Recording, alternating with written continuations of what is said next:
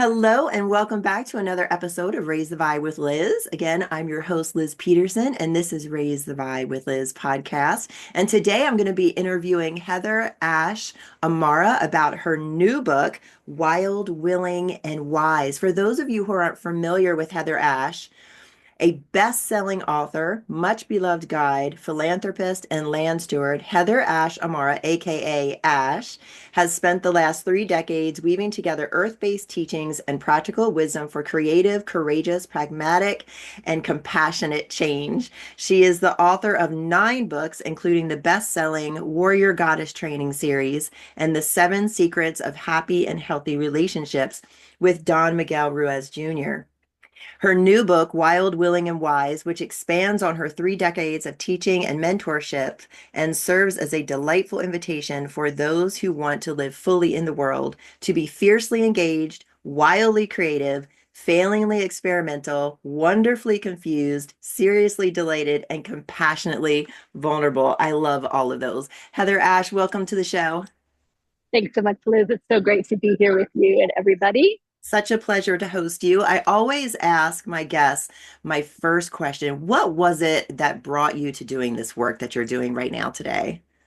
Hmm, a couple different things, but a weave of, I grew up in Southeast Asia and traveled a lot as a kid. And so when I first came to the United States, I was like, what is wrong here? There's something that's not right, but I couldn't name it.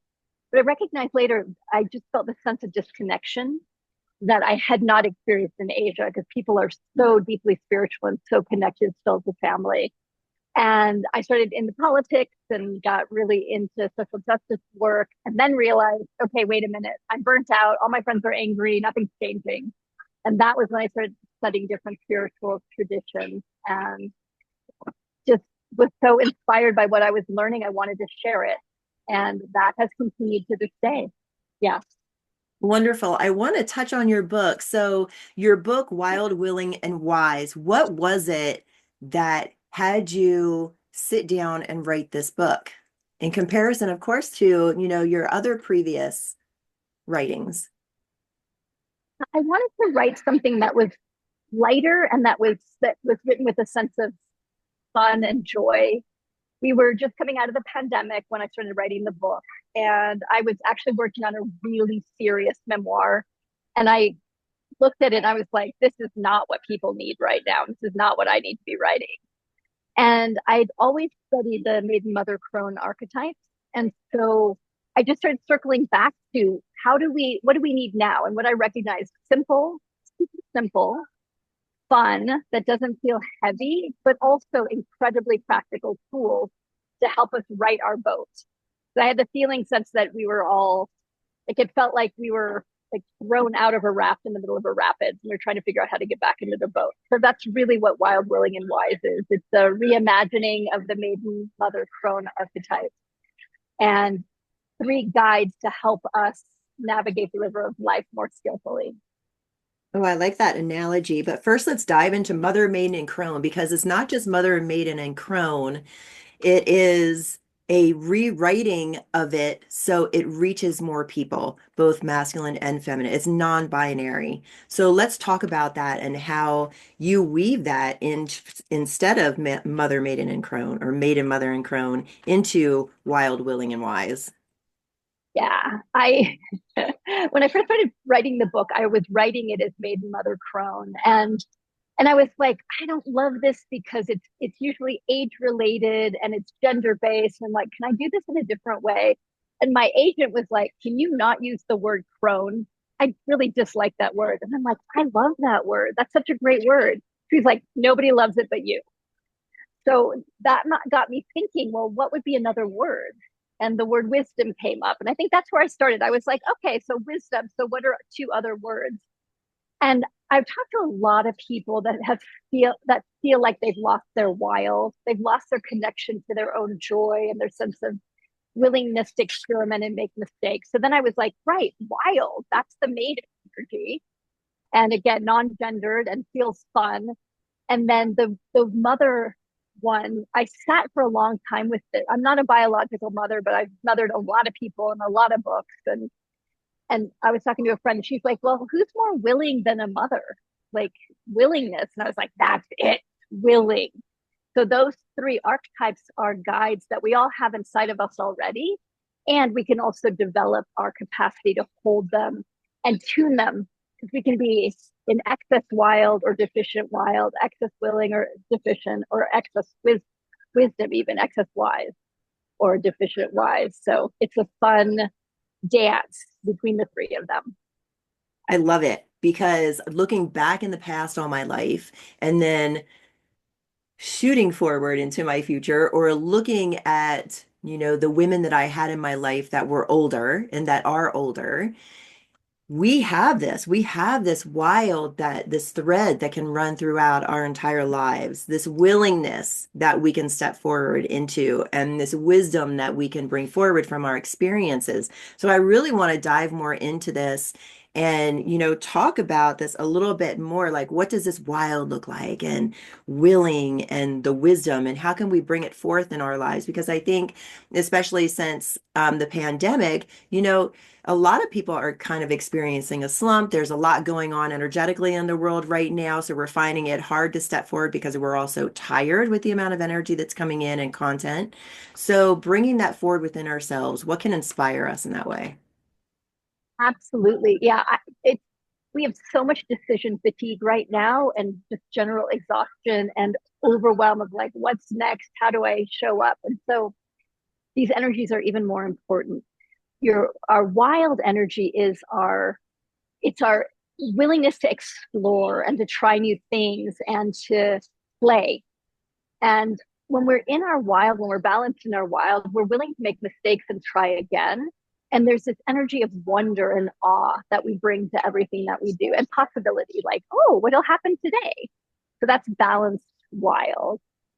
Balanced willing is when we are growing something, where we want to sustain something. So whether that's a child, a family, a business, our own spiritual path, we have a willingness to show up over time. Willingness is about courage, to show up even when it's difficult, to show up even when we don't know what it's going to look like, and to learn how to work through our own procrastination and resistance, that we're willing to do so. And balanced willing is sustainable, it's generative, and it's nourishing. We're nourished by what we're feeding as well. And wise, when we're balancing our wise energy, there's this patience that we settle into of, all right, as long as it takes. We have compassion, our heart is open, and we also have big vision. We see the biggest picture of things, and we know that things take time to bring into fruition. And also one of the things I love about wisdom is there's this deep connection to our intuition. So we're still, there's a level of stillness that people that are connected to their wise have, that's whew. And then the inspiration comes of what the action is. I like that. The That's balance. inspiration. Yeah, because a lot of people, you know, they have that inspiration and then there's no follow through, there's no action around it. And I feel like that can be the case with any of these categories. For our listeners who are thinking, gosh, like, what does it look like to step into my wild? How can I do that? And what does that look like for me? Yeah, and that's one of the biggest questions. I went on book tour for 2 months. I drove around the United States in my Airstream, and we did 11,000 miles. I talked to a lot of people. It was so much fun. Wow. And the biggest out of balance was wild. People feeling like they'd lost their wild. And so coming back into relationship with our wild is understanding that it's a vital energy. Sometimes as we start to adult, or we start to have our own families or run businesses, there's a belief system of like, oh, I can't have my wild. Because often what we're thinking of is excess wild, the place where we just aren't responsible and we just make decisions without thinking about others. But that's an abundant and excess of wild. And deficiency of wild shows up as we start getting brittle, we start getting overly serious, we start feeling bogged down by life. And so bringing our wild back is really honoring that we are animals. Like our bodies are so important. And if you watch animals, animals learn through play. And that play is a way that we allow our mind to rest, that we open up into possibilities. And so there's a permission level that we get to give ourselves of I get to be wild and find the balance for me.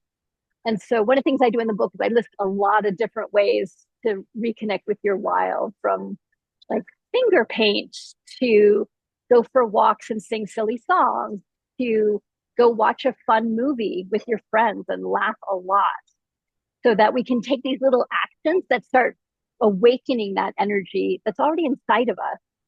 It's just letting it then emerge again and finding where is it, where has it been nestled into our body so that we can access it again.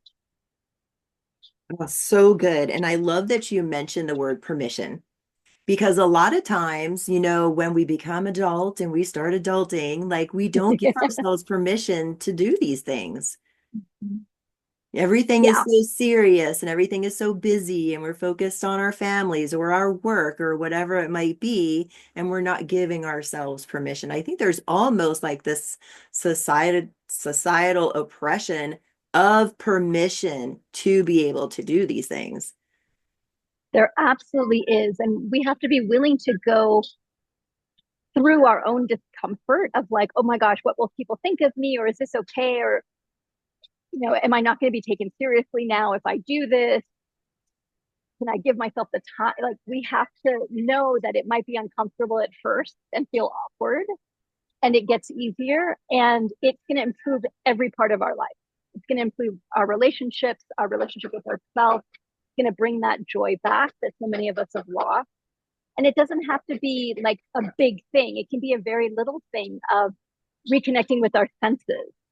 Like, really, when you have your first cup of tea or coffee or whatever that drink in the morning, to just give yourself permission to be in pleasure, to wrap up in a blanket and be cozy, to dance when you're going for a walk, to travel with roses. One of the things I did on the tour, which was so fun, is somebody gifted me roses the first day of the tour, and then I put them in my truck, and I put them in in water, and I just carried them around with me. And then when those fell apart, I saved the rose petals, and literally I was scattering rose petals everywhere. I'd open my truck door and the rose petals would fly out. And I now travel with roses all the time. Pretty much if I'm on a road trip, I have roses in the car with me. Oh my gosh. And it's so fun. Why Yeah, not? when you're talking about that, I'm just feeling the sense of joy of being able to roll down the window and just throw rose petals out. Very caution to the wind. Yeah, exactly. The best. Yeah. Yeah. Nice.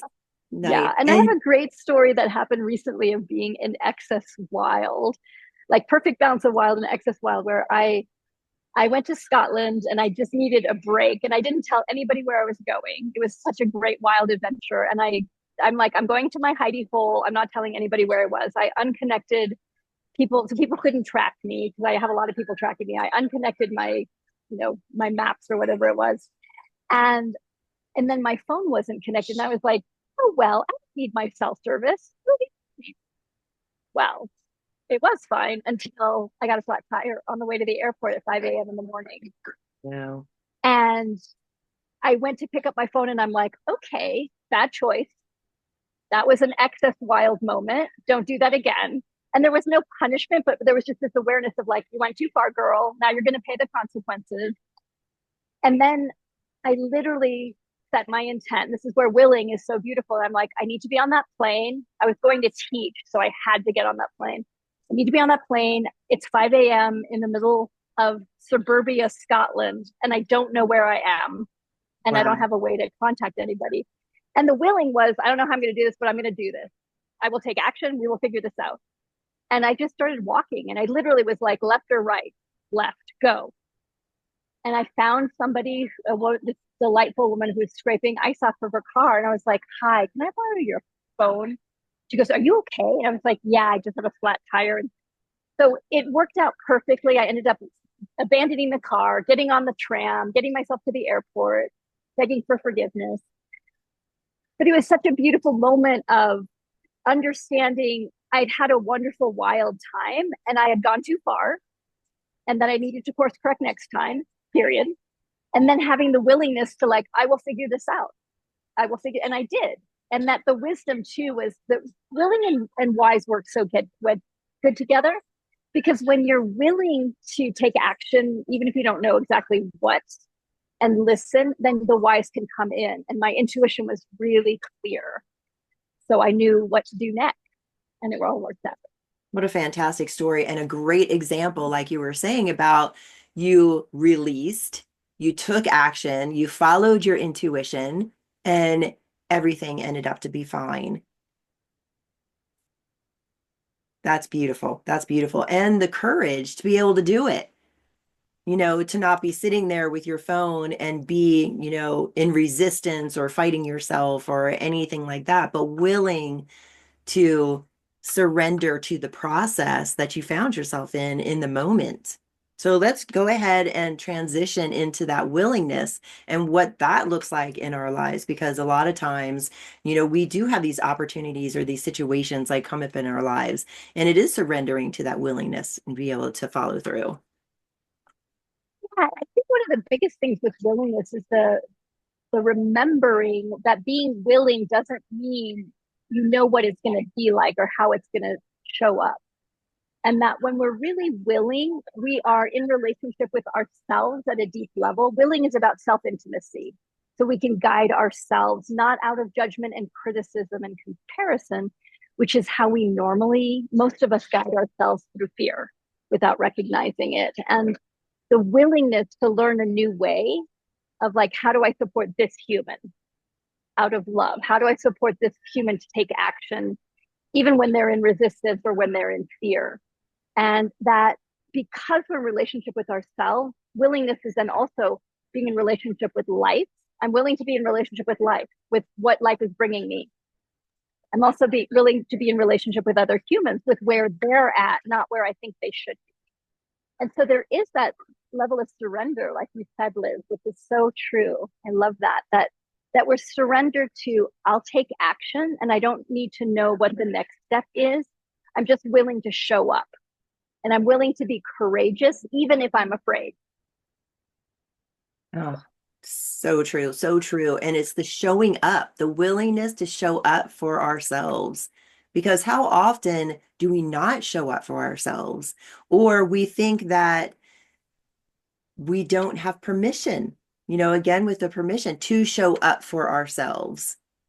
Let's talk a little bit about that, where our listeners might be going, well, how do I step into that courageous aspect of myself? How do I start showing up for myself? What would that look like for me? One of the things to start with is that most of us, especially those of us that were raised in female bodies, we are in excess willing. And excess willing goes into caretaking and pleasing and putting everybody else first before us. And so one of the first things that we need to adjust is, am I overly willing to take care of everybody else's problems, to feel like I need to caretake and hold and make sure everybody else is okay before I commit to myself? Am I abandoning myself in favor of everybody else? And so turning that level of willing down of what's not actually mine to do. And that takes great courage to start to do that sorting and come back home to ourselves where I always think about it, it's like, oh, sweetheart, what do you need right now? And that level of gentle firmness that we bring to ourselves, which is not a force or push, because that's, again, overwilling is I'm going to make myself do it. And then we get into this huge resistance battle with ourselves. Instead of, I'm going to invite myself. I'm going to honor the fear as well as the excitement. And that we can be willing and still be resistant and find, when we know ourselves, we can be like, all right, I am totally resistant to this. I don't want to do it. What's the next little baby step I can do? And just then we're supporting ourselves to do that with whatever support we need. We're willing to ask for help. We're willing to get up an hour earlier to have the quiet time to focus. We're willing to take a class to learn the next skill level, whatever it is. And there's a gentle fierceness that I love that starts to happen with willingness, where we're not burning ourselves out, we're feeding our own fire. We're nourishing the fire of our being, and that takes relationship to know when do you put the little kindling and glow really gently, and when do you need a really big log, and to like step back and be willing to let things change if they need to. Oh, I love that analogy, nurturing our fire, because so often, like you spoke about before, like we get into those patterns, especially women, of people pleasing. I know men can do it too.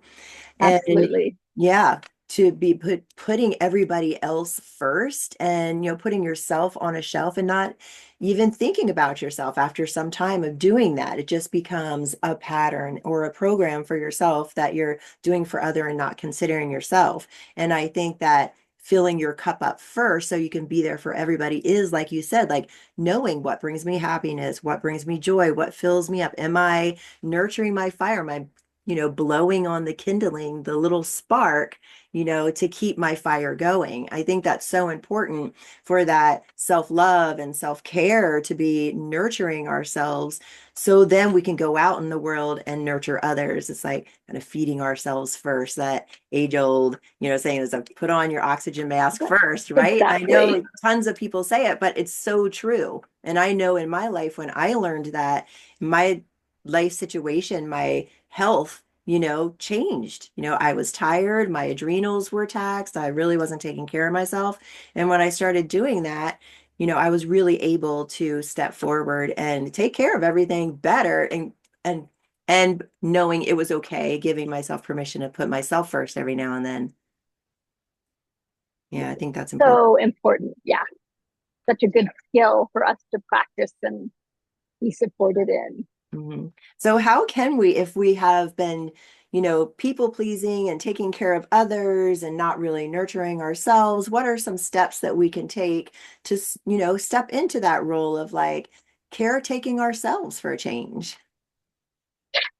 First, it's about making a commitment to ourselves that, yes, I'm going to put myself at the top of the list, and that will actually feed everybody else when I commit to nourishing myself and learning what I need to be sustainable. So I would say commit to yourself first, and to then be willing to be uncomfortable. Because if we've gotten familiar with people pleasing or caretaking and it's become a habit, it's become part of our identity. And it feels really familiar, even if it's uncomfortable or like it's hurting us, at least it's familiar and we feel like we know what our role is. And when we stop then pleasing other people and putting ourselves first, there's this awkward transition that we're all just going to go through, that is like, oh my God, what if they don't like me? What if I'm being really selfish? What if our brain starts like going into fear? And it's showing us why we started doing pleasing or caretaking in the first place. Just to understand that we're going to be clearing out old agreements and learning how to come back to what's appropriate here.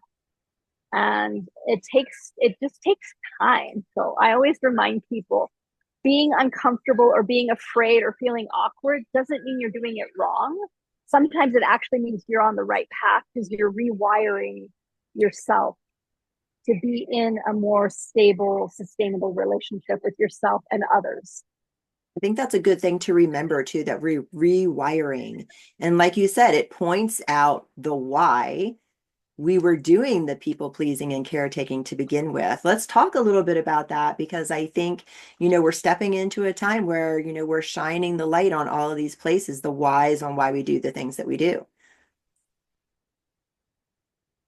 Let's see that there's there's different strategies that we all take on, and pleaser is one of the big ones. So there's pleaser, controller, isolator, and distractors. And each of them we created usually when we were young as a way to cope with not knowing what to do, or to cope with places that we were afraid or uncomfortable. And it's a lot around managing our own emotions. And so what often happens with pleasers, and there's a lot of us, I grew up as a pleaser, so I have a lot of experience with this one, is that we feel safe if everybody else is happy. And it's a safety mechanism. So the moment we feel unsafe, we're like, okay, who do I need to please so that I can feel safe again? And it is a wiring, an energetic wiring that then we're constantly leaning outside of ourselves to check in on everybody else. And so it's about learning to lean back and let go of what other people are going to do, how they're going to think of us, whatever they understand, they have their path. They get to do and choose and be who they want to be. That's so hard. Pleasers are kind of sneaky controllers, right? Because we're trying to control everything, but we're doing it with a smile and trying to make sure everybody likes us while they do it. Whereas controllers are just flat out like, I want it the way I want it. So I think sometimes if pleasers realize, oh, I'm trying to manipulate and control my world through being nice and pleasing and doing what I think other people want me to do, and it's exhausting when we really name how exhausting it is to be energetically trying to figure out what every other human wants us to be or what would make them feel better.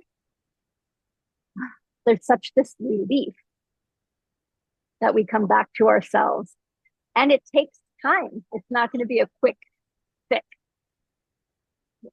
Yeah, and it's the practice of catching yourself when you're doing it or choosing to stop, because it is a choice. And I like how you pointed out, the four different ones. And I don't think that the other ones are really talked about too much. The people pleaser is always, I think, the most talked about because a lot of empaths do that, a lot of highly sensitive people do that. It's, been at top of conversation, but not these others. So can you go a little bit into the other three? You said controller, isolator, and I'm forgetting now what the fourth one was. Distractor. Yeah. Distractor.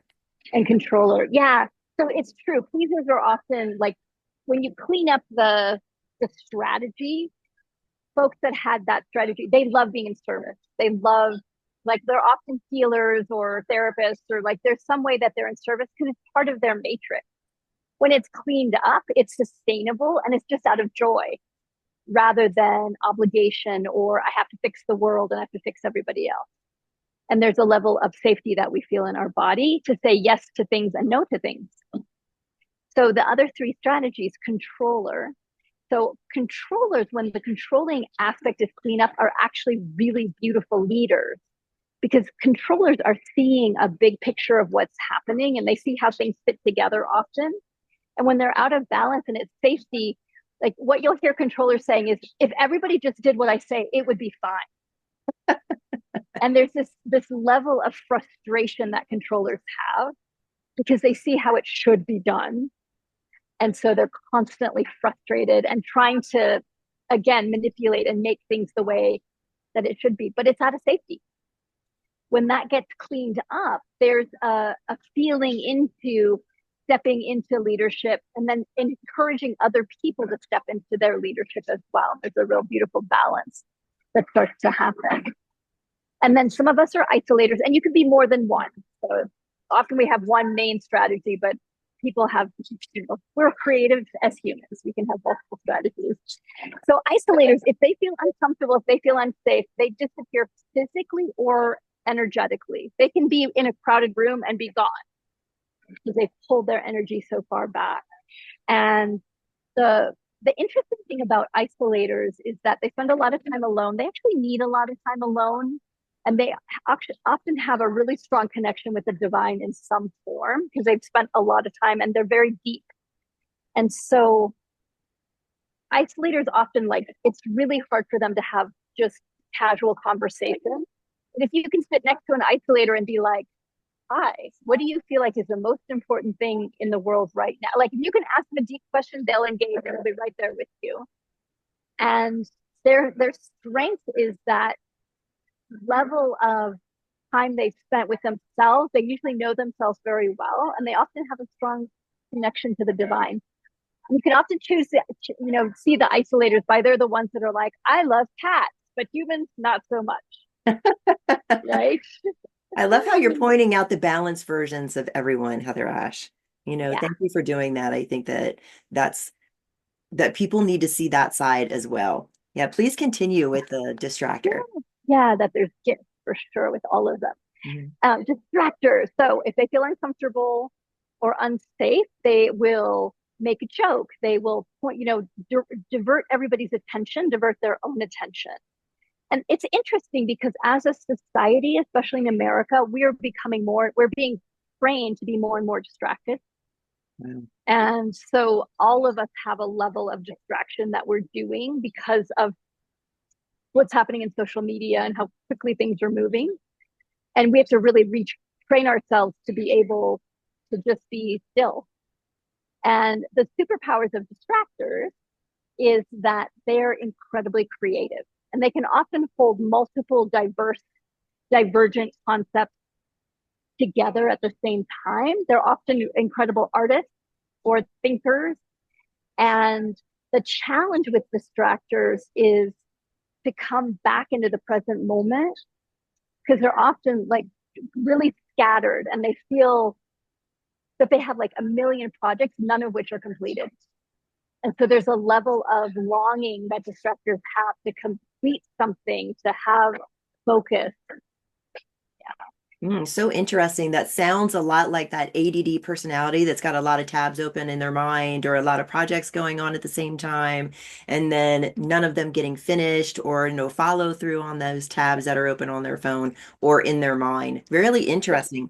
Let's like dive into this a little bit more because I think that we have so many distractions in our world right now. We're on our phones, we're on social media, we're on our computers constantly. We've got so many distractions, even like from TV and news networks that I like to unplug from. But what do we do to like come back to ourselves and stop, or stop like, I guess, the hamster wheel of being a distraction?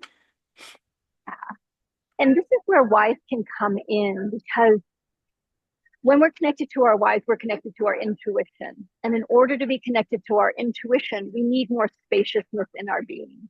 We need some quiet and some stillness. And so as we start leaning into whys, what most of us will recognize is, oh, I'm too full. There's too many things in my, there's too many tabs open, or there's this level of distraction that we're doing that's not allowing us to feel ourselves. Because again, our attention's hooked constantly. And there's a practice that I do with myself and that I share a lot, which I call the gap practice. And it's simple, but it's super helpful in helping us move away from distraction. Is that in our life, there's always gaps between like waiting in line for coffee, walking down the hallway at work to go to the bathroom, waiting in line at the grocery store, sitting at a red light. So I call those gaps. And what most of us do is we fill the gaps with thinking, making lists, figuring out what we're going to do in the future, or checking our phone, right? We're immediately like, fill the gap. And so we can practice every single day, multiple times a day of, while I'm waiting for my coffee, can I breathe into my feet and enjoy the smell and not start making a list of the 10 things I have to do today? Just come back into my whys, come back into my stillness. As I'm walking down the hall, can I breathe and soften? As I'm waiting in line at the grocery store, can I just settle in? And it's hard. It's not easy. And it's such a great practice. And again, there's a level of discomfort of like, oh, I just want to fill the space up. But as we get more wise, we realize how precious that space is. And if we're not creating that space, we're being hooked by other people's dreams, which means we can't follow through on our dream. We can't create the communion with the divine or with our intuition or our inspiration or our higher self, whatever you want to say it, to really live our life. We're getting fragmented. So that leaning into the whys of, I want to listen to my intuition. I want to hear my inner voice. I want to have big visions and then be able to find the willingness to take action. So that gap practice is one way to start to shift out of distraction and towards stillness. What a great practice. Thank you for that. I love little tidbits, for our listeners, to take home with them and put in their toolkits, and we have these spaces, like you said, in our car at the stoplight or in the grocery store line, or maybe we're at home and we're in between projects and we have a moment. And what a great time to get quiet and come within ourselves and allow our natural intuitive process to begin to work. Because I think the more busy we are, the more distracted we are, the less time we have to get quiet. And then by the end of the day, when our head hits the pillow at 9:30, 10:30 at night, then everything starts coming in. I know that for me is a clue to, okay, I was way too busy today. I took no quiet time. I skipped my meditation. And now spirit's trying to talk to me at 10:30 at night as I lay my head down on the pillow. Exactly. Yeah, more space.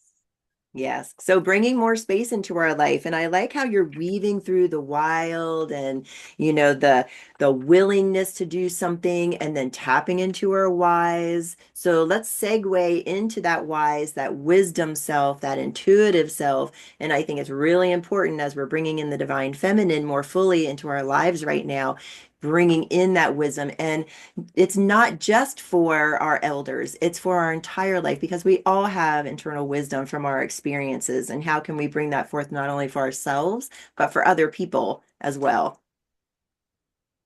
And it's exactly, Liz, it's not age based. And I know some very young ones that are incredibly wise and that we've created in our minds, like, if you live long enough, you'll become wise, which is not true because I also know a lot of very unwise elderly people, right? That have had a lot of years but haven't integrated anything. So if we recognize wisdom is about integration, it's about having experiences that we've then digested and learned from. So, example, my wild experience, it becomes wisdom when I don't beat myself up or make myself wrong, but I just go, all right, sweetie, that was excess wild. Change that behavior. I take the consequence and I learn from it, and that creates more wisdom. So we have to give ourselves, again, the space to digest and to be in the mystery, to practice more and more being in the mystery, listening for what's next for me now.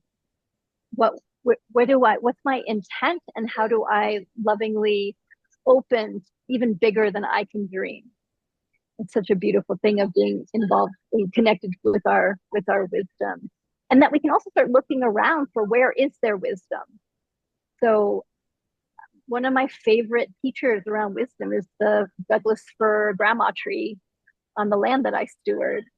And we had a big wildfire a couple of years ago. We lost almost all of the forest. We lost about 175 acres. It was devastating. Wow. And she survived. Like acres of burnt trees and then this grandma tree that survived. And I sit with her and I'm like, how did you do it? How did you survive? And she's the one that's now reseeding that part of the land. And it's not just with the seeds. It's something else that we're learning now is that that wisdom is in the soil, it's in the roots, it's in the mycelium, and it's in networking. And that there's something that we can learn from trees about being resourced and being connected to the earth, spending a lot more time in nature, letting the birds teach us wisdom, letting the flowers, letting animals show us the way back to our own wisdom in the way that they are in the world. And it's a beautiful way to undo the human centric, guru. The guru is the wise one out there, and just recognize it's everywhere.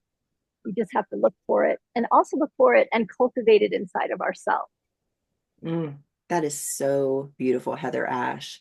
That image, because there is this whole network under the ground that we're beginning to learn about that's so beautiful that we can tap into as an example for our own lives and also to see like we are connected in a way to this planet that, we've kind of set on the shelf and tried to take ourselves away from. So it's good also to remember like we are part of this organism that's the earth. And how can we bring these practices into our lives that reflect and become part of that process? of the planet, of the earth, to get back to that natural wisdom that we have inside of ourselves and bring it forward into our lives. Thank you for pointing that out. God, I think that's a really beautiful analogy. And the mother tree, how beautiful. Oh my gosh, devastating as it is Yeah. to have everything, burned down around you, but to have this tree still standing and to be, populating the earth again, Yeah, Ah, exactly. beautiful. So good. Gosh. There's something with how we know when we've landed in wisdom is that when we get squeezed, what comes out is compassion. What comes out is love. What comes out is presence. And where we don't want to get into is excess wise, which is what I call spiritual smugness or judging everybody else of like, I'm so much further along on my spiritual path than they are. There's a way that we can take wise and turn it in a way that's not loving, but Hmm. is actually based in judgment and separating ourselves. And that we can also be deficient of wise, where we're like, everybody else is wise but me. And that's also not true. We have wisdom, no matter our age, no matter how maybe difficult our lives were or how much we're struggling, there's still wisdom there. Hmm. It's like the mycelium under the roots. It's there. We just have to go down to find it and bring it back up again. Yes. And it's for everybody. This wise, this willing, this wild that we can step into. I think so often we can get into a lack mindset that it's only for him or her or they and not for me, or the opposite, like it's me and I'm above and everybody's below me. And that's not the case whatsoever. It's us, unity, like working together, like the mycelium network does under the ground. Like it's that togetherness and working together and knowing that there is no lack, that you're teaching this, but 100 other people might be teaching this, or you're using wild, but 100 other people might be using the word wild. We need everybody on board to talk about these things because everybody reaches, um, different people, and different people, need to hear it from different voices or different energies or, something like that. So, and then we can all integrate together what we've all been learning and come together just to make the world a better place. And abundance, again, stepping into that abundance mindset where we're all supporting and helping each other and having a voice in the world. Absolutely. And I like to think of wild, willing, and wise as it's a circle. So we often think around things in terms of linear, like if I just do the right steps, then there'll be the result I want. And we also do that in relationship to other teachers or other communities of like, we're the best, we're at the top, and everybody is behind. But the truth is, just like you're saying, it's all a circle. And wild, willing, and wise, I think of them as colors or textures. So if we're the artists of our life, we get to look at these three colors and be like, ooh, I want to add a little bit more wild to my life painting right now. Or, oh, I need to diminish, like I need to take some of that brightness of that willing color out a little bit. Okay, and calm that down. Or I want to swirl in more wise into my life. And we have then these three very simple archetypes that we can listen to and know that they change. It's not going to become a I'm going to get to the end and then I'm going to be wise and I'm done.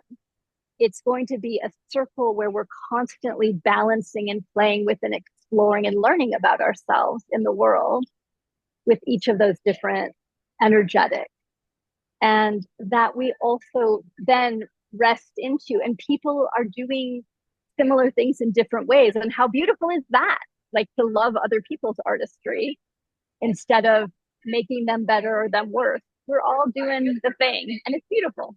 It is. And It's we all beautiful. have a different vibration. Yeah, I love that. Yeah, we do. I love that too. Gosh, it's so nice to be like, okay, how can I bring this into my life? How can I learn, like, okay, here in my life, I need to add a little bit of this. Here in my life, I need to subtract a little bit of this. Like, how can I come in balance with my life? How can I come in balance with others around me? I think it's really important work. Ash, thank you so much for like publishing this book. You also talk a little bit about like the river. You have a river analogy that you discuss in your book. Can you talk a little bit about that? Absolutely. That came when I was really sensing into what do we need right now. And I remembered an experience I had when I was on the Grand Canyon, and I was with two river experts. It was my first time on a big river like that. And the waves are literally like 18 feet, 16 to 18 feet. And we, early in the trip, we got knocked out of the boat. And I'd been really casual up to that point of like, oh, the river's so pretty. I'm with experts. They're going to take care of everything. And after that moment, I was like, oh, anything can happen anytime. I need to learn to read the river.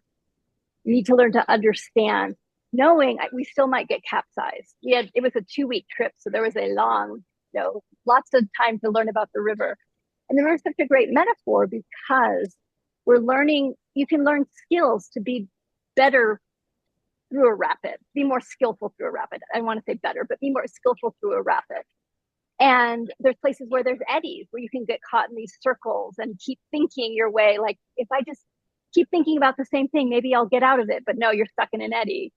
So that is something that I weave throughout the book as well. And one of the sweet things with that is having a metaphor that you share with friends or with a community allows you to have really quick conversations that help you understand each other. So an example, my business manager, the creative mojo in our community, I did something, was it?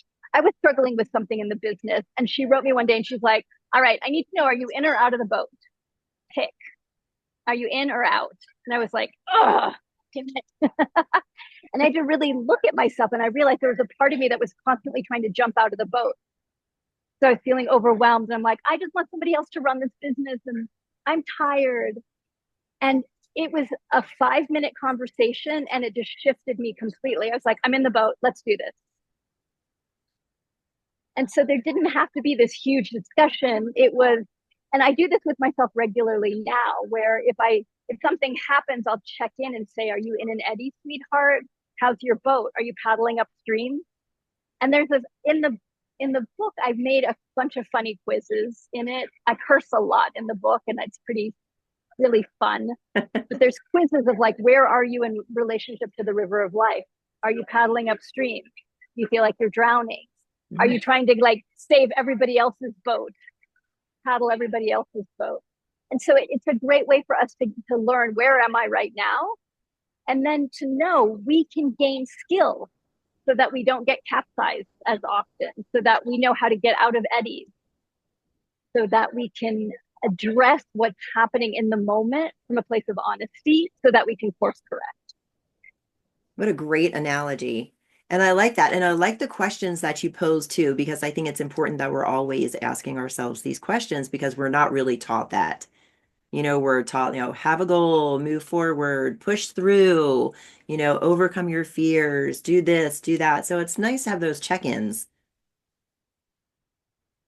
And there's gonna be times in our life where we need to paddle. Like, we need a lot of willingness, we need to paddle. And there's other times we need to put the oars down and just rest and let the water carry us. And that's the wise, knowing when to surrender and when to paddle.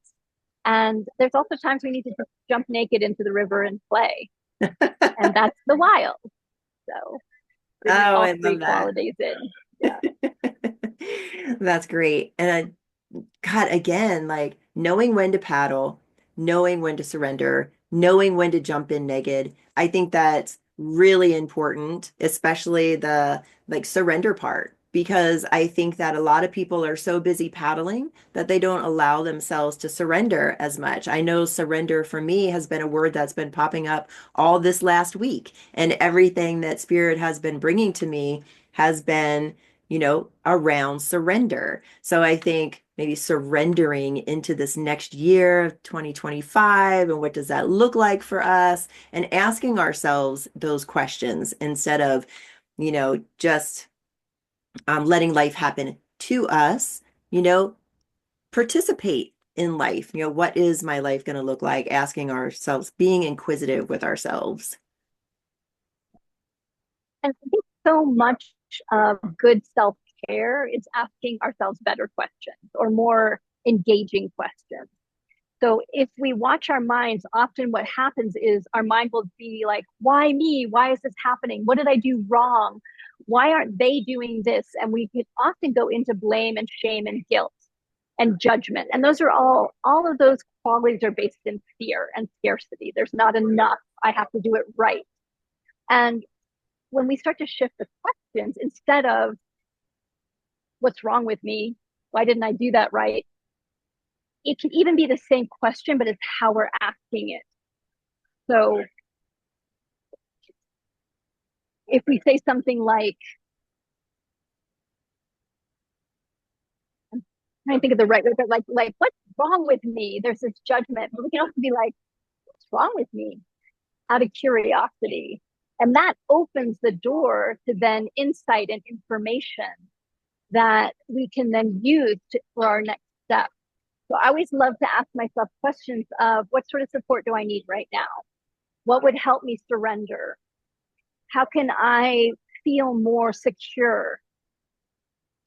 And so then it's an inquiry that leads us into more self intimacy and leads us into our own wisdom. So instead of pointing the finger, making ourselves wrong, hey, beloved, hey, sweetheart, what do you need right now? Mm, wonderful. Self-intimacy. Hi, sweetheart. What do I need right now? How beautiful. And this is, I'm sure, for a lot of people, a new concept.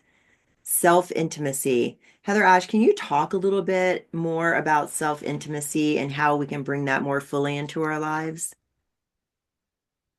Yeah, I really discovered this when I went through a divorce, really messy divorce many years ago. It's like 12 years ago now. But at the time, I was married. We were running a business together. We were teaching. I mean, our lives were like so intertwined. And there was a big rift. And what I noticed is my community wanted me to get over it. And I had a moment as a spiritual leader where I was like, all right, I should just like clean myself up and get right back into the game. Like, I shouldn't be having this much of a reaction. And I fell into it. And it was almost like I saw this timeline and I saw the split of me kind of forcing myself to be who I thought I was supposed to be or who other people wanted me to be versus what was actually true. And I was like, oh, I could abandon myself because that's what it would be and be like the spiritual teacher that everybody thinks I should be. And that part of me thinks I should be that perfect, like, oh, well, he doesn't love me. Okay, I'm moving on. And I was like, but there's a big crack in me right now that I want to heal. And so there was just this moment where I chose myself and it was messy and there was a lot to clean up and it had nothing to do with my ex. You know, it was my own hurt from my childhood and my own stuff that I recognized needed my attention and my healing. And so often we override ourselves by who we think we should be, what should be happening, and to be able to soften into how do I not abandon myself? How do I also not then just fall into being completely victimized by the world, but become vulnerable about what's true of what needs to be healed? So I like to think that what we're all doing in our self intimacy is we're shifting our own judgments towards ourselves and other people towards discernment, which is I can speak the truth about myself, even the gnarly, messy parts. And also that we're shifting from victimhood to vulnerability. So instead of it's not fair, I can't do it, we're like, it's hard being human. And I feel vulnerable right now and I feel tender and I'm scared. And that we then hold ourselves from discernment and vulnerability. And that is where we get to know who is this being that I am. We start to fall in love with ourselves, all the rough edges and the polished parts, because we're all a mix of everything and we're changing. So when we let go of perfection or who we should be, we actually start to be in relationship with who we are, which is one of the biggest gifts I think we can give ourselves and everyone around us. It changes everything. Wow, incredible. Thank you so much for sharing that. And I love the discernment piece between the differentiation between victim and vulnerable. And there is a huge difference. I mean, our society is built on victimhood, but and now we're stepping, thanks to Brene Brown and many other teachers, into vulnerability instead. And what does vulnerability look like? And then knowing the difference between when is a person acting in victimhood and when is a person acting in vulnerability. Because I think it can look similar sometimes, and then differentiating, which is also a practice of stepping out of our own wounds where we've seen people in victimhood and see, okay, this person is being vulnerable in this moment instead. Yeah, absolutely. And I think about it now is that we're all ripening different parts of ourselves. So there's some parts of us that are green and bitter and like our stories and the way we think about ourselves. And then there's other places in our life where we're really ripe. So if we have an unripe story, it means that we're holding on to it. Usually we feel victimized or we're judging ourselves, but we're still attached to it. And then, so my question is, how do I ripen the story? What does it need to ripen? And to ripen fruit, another great analogy. I love this one. Yes. To ripen fruit, you put it in the sun, you put it next to other ripe fruit, or you put it in a brown paper bag.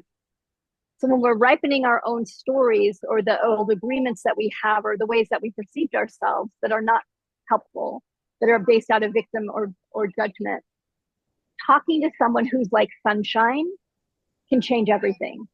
So if there's a story I have that I'm ashamed of, and I talk to someone like you, Liz, and you receive me with love and sunshine, suddenly that shame is gone. And I realize, oh, I'm okay. And I love doing circles where people start talking to each other because they suddenly realize, oh, I'm not broken. I just have agreements and beliefs like everybody else and experiences. And then brown paper bag is sometimes you need to stop sharing the story and stop talking about it, stop making it your identity, and let your wisdom ripen you. Sometimes we have to remove ourselves and do something different. And then my favorite is other ripe fruit, that if there's something in our lives we want to ripen, we find other people that are ripe in that area. And that person doesn't need to be 100% ripe in all areas of their life. If I'm ripening something around relationship, I want to find the person that's ripe around relationship and hang out with them and read their books and spend time with them. And that might be my dog, right? It might be, my teacher. So we can use a lot of things in our life to help us ripen. And ripening takes time. And there's also going to be some parts of our life that we don't ripen. And that's okay. We hold those parts with love. Oh, this isn't ripe yet. That's okay. What a great analogy. You could spend so much time on each one of those pieces too. And I love that. When does it need to be in the paper bag? When do we need to spend time with people who have already ripened their fruits? And then in the beginning, like what, oh gosh, what was it that you said, that very first one Oh, that, the sunshine, the yes, the sunshine. sunshine, spending time with someone who can bring that sunshine, into that aspect of what you're experiencing. I love that. That's a beautiful analogy. I'm going to carry that forward. I know for myself, Yay. there's so many Yeah. gems here, HeatherAsh. Thank you so much. I can't believe we're already coming to the end of our hour. Is there Yeah. anything that we've missed that you would like to share with our audience as we conclude? Here, one more tool, another one of my favorite tools, which I call the period. And it's a grammar lesson. So super simple. And sometimes like the most simple tool sets are the ones that are going to be the most life transforming. So a way to ripen ourselves and to also be in the moment more is that our minds tend to go towards run-on sentences. If you watch your mind, it's thinking about something and then beating you up for thinking about that thing and then feeling bad that you're judging yourself because you know you shouldn't be judging yourself and you should be loving yourself, but I don't know how to not abandon myself, and it's not fair because I don't, right? We go all over the place. And so the moment that you notice that the mind is doing its thing, period, take a breath. And that period is landing in this moment present, putting a period, or I love this in England, they say full stop. And then take a breath and be in the present moment. Look for the gap. And then the mind's going to start up again. So period, So there's this sweetness we can start to bring to ourselves where we're like, no, no, sweetheart, come back, period. Stay here. We can let go of doing all the run on sentences and judging ourselves because we're judging ourselves because we're victimized. And suddenly we start using everything as part of our spiritual development and not using anything against ourselves. Because most of us are experts at using things against ourselves. And that's my passion, is helping people, period, and start to use all the obstacles and challenges and beauty in life to help develop our wild, our willing, and our wise. Oh, I love that.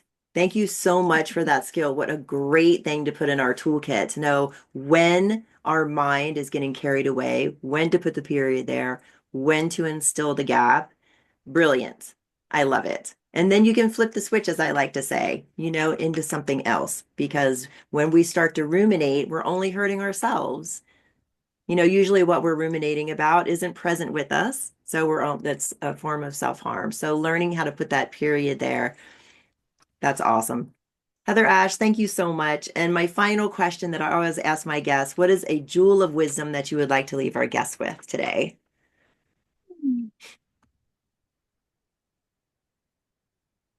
To do this practice of put your hands on your heart, take a breath, and just say, hi, sweetheart, what do you need? Like, that is so life transforming. So that would be the jewel. I would say, take that into your days. Hello, sweetheart.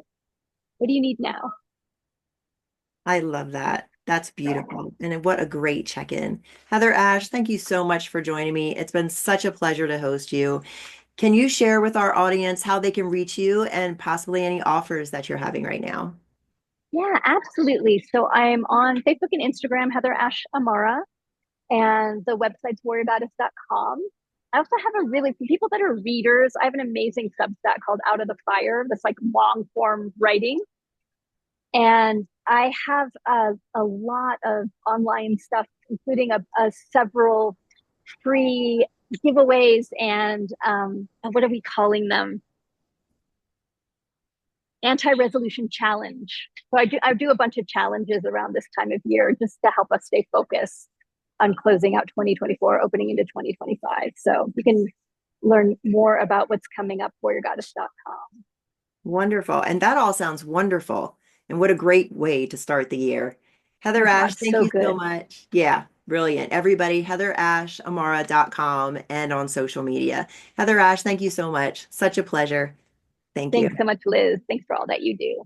Thank you. And thank you everyone for joining us again. I'm Liz Peterson and this is Raise the Vibe. And you can find me on social media and my website at Raise the Vibe with Liz. Thanks everybody. And remember to get out there and raise the vibe. Have a great day, everybody. Bye.